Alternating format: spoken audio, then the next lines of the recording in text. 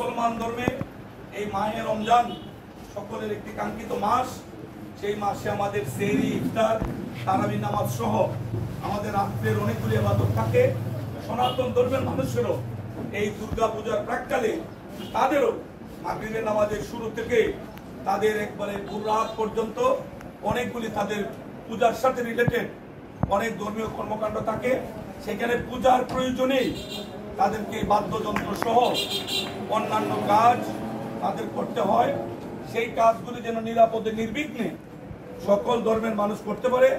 বেগম খালেদা জিয়ার দক্ষ নেতৃত্বের কারণে, নির্দেশনার কারণে আমরা এই একসাথে রোজা এবং পূজা উদযাপন করেছি। আলহামদুলিল্লাহ, বাংলাদেশের কোনো একটি গ্রামও কোনো বিশৃঙ্খলা হয়নি। সেটা আমাদের দলের ভারপ্রাপ্ত চেয়ারম্যান, আগামী দিনের রাষ্ট্রনায়ক শ্রদ্ধেয় জনাব তারেক রহমান সাহেব সকল সাংগঠনিক সম্পাদকদেরকে ডেকেছিলেন গত এক সপ্তাহ আগে। সেখানে উনি কিছু নির্দেশনা দিয়েছেন। এইবারও আমরা যেন দুর্গা পূজাটা নির্বিঘ্ন হয়, নিরাপদে হয়। আওয়ামী লীগ বরাবরই একটি চক্রান্তকারী সংগঠন। চক্রান্তের মধ্য দিয়ে যাদের জন্ম, চক্রান্তের মধ্য দিয়ে যাদের বেড়ে ওঠা এবং চক্রান্তের মধ্য দিয়ে যারা রাষ্ট্রীয় ক্ষমতাকে প্রলম্বিত করেছিল, সেই আওয়ামী লীগ জনরোষে পরাজিত হয়েছে ঠিকই, কিন্তু তাদের দুষ্টামি এখনো মাথা থেকে ফেলেনি। সেই জন্য শারদীয় দুর্গা উৎসবটি যেন নির্বিঘ্ন হয়, নিরাপদে হয়।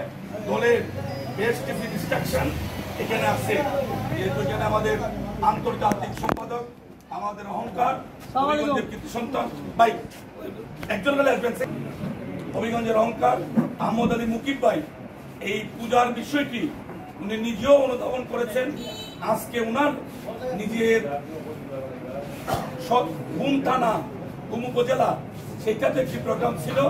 সেই প্রোগ্রামটা একটু বিলম্বিত করেও এই বিষয়টাকে গুরুত্ব দিয়ে দেশ নায়ক তারেক রহমান সাহেবের যে সিদ্ধান্তটাকে গুরুত্ব দিয়ে তিনিও আজকে আমাদের এই সভায় অংশগ্রহণ করেছেন। সেই জন্য সবার পক্ষ থেকে আমরা ওনাকে অভিনন্দন জানাই, ওনার প্রতি কৃতজ্ঞতা জানাই। ভাই বসে আসন্ন কথা না কই, দুর্গা পূজা উপলক্ষে দলের নির্দেশনা বলি, প্রিয় সহকর্মীর শুভেচ্ছা রইল। আসন্ন দুর্গা পূজা 2024 উপলক্ষে নিম্নবর্ণিত দলের নির্দেশনা বলি। 1 নম্বর, হিন্দু সম্প্রদায়ের প্রধান ধর্মীয় উৎসব শারদীয় দুর্গা পূজায় কোন প্রকার অপ্রীতিকর কিংবা অনাকাঙ্ক্ষিত ঘটনার চক্রান্ত যাতে কেউ করতে না পারে সে বিষয়ে সাম্প্রদায়িক সম্প্রীতি ও সকল ধর্মের মানুষের নির্বিঘ্ন ধর্ম পালনের অধিকারে বিশ্বাসী বাংলাদেশ জাতীয়তাবাদী দল বিএনপির নেতা কর্মীরা সার্বক্ষণিক সতর্ক সজাগ দৃষ্টি রাখবে, যাতে পূজাকে কেন্দ্র করে পতিত স্বৈরাচারের অনুচরেরা কোনো অপতৎপরতা চালাতে না পারে। শস্য এলাকায় হিন্দু সম্প্রদায়ের মানুষেরা যাতে নির্বিঘ্নে শান্তি ও স্বস্তি সহকারে উৎসব পালন করতে পারে, সেজন্য দলের সকল পর্যায়ের নেতাকর্মী সর্বোচ্চ সহযোগিতা প্রদান করতে হবে, এটা আদেশ। 2, দুর্গাপূজাকে কেন্দ্র করে জেলা সদর, মহানগর সহ জেলাধীন প্রত্যেক পূজা মণ্ডপের জন্য পূজা উদযাপন কমিটির সদস্যবৃন্দ এবং বিএনপি ও এর অঙ্গ সহযোগী সংগঠনের সমন্বয়ে একটি স্বেচ্ছাসেবক টিম গঠন করে দিন রাত পাহারার ব্যবস্থা করতে হবে। নিজেরা টিম করতে হবে, তাদের সমন্বয় এবং এটার পাহারার ব্যবস্থা আমাদের দলকে করতে হবে। বিভাগীয় সাংগঠনিক সম্পাদক স্ব বিভাগের সমন্বয়কের দায়িত্ব পালন করবেন। বিভাগীয় সাংগঠনিক সম্পাদক 2-1 দিনের মধ্যে বিভাগের অধীন জেলা ও মহানগর বিএনপি নেতৃবৃন্দের সাথে বৈঠক করে উল্লিখিত নির্দেশনাবলী বাস্তবায়নের উদ্যোগ গ্রহণ করবেন। অ্যাডভোকেট রুহুল কবির রিজভী, সিনিয়র যুগ্ম মহাসচিব, বাংলাদেশ জাতীয়তাবাদী দল।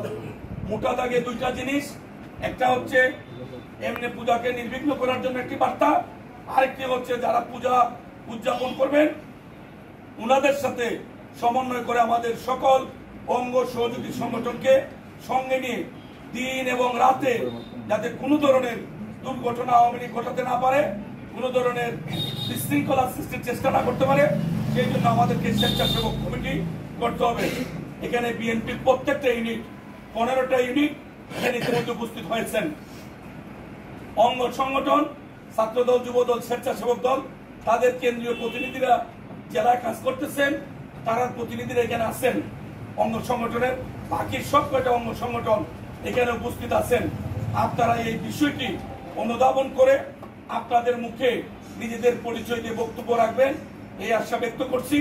আহমদ আলী মুকিব ভাই যেহেতু ওনার নিজের থানায় উনি যাবেন পূর্ব নির্ধারিত সভা, তারেক রহমান সাহেবের এই সিদ্ধান্তকে গুরুত্ব বিবেচনায় উনি ওই প্রোগ্রামটাকে একটু ডিলে করেও এখানে এসেছেন। আমি ওনাকে অনুরোধ করব এই বিষয়ের আলোকে উনি ওনার সুস্পষ্ট গুরুত্বপূর্ণ বক্তব্য আমাদের সামনে তুলে ধরবেন। সবাইকে ধন্যবাদ। সবাই আমরা কথা শুনবো এবং পর্যায়ক্রমে আমরা কথা বলবো। ধন্যবাদ। জেসকো মিডিয়া নেটওয়ার্ক কথা বলে স্বাধীনতা এবং সার্বভৌমত্বের পক্ষে। সবাইকে ধন্যবাদ পাশে থাকার জন্য।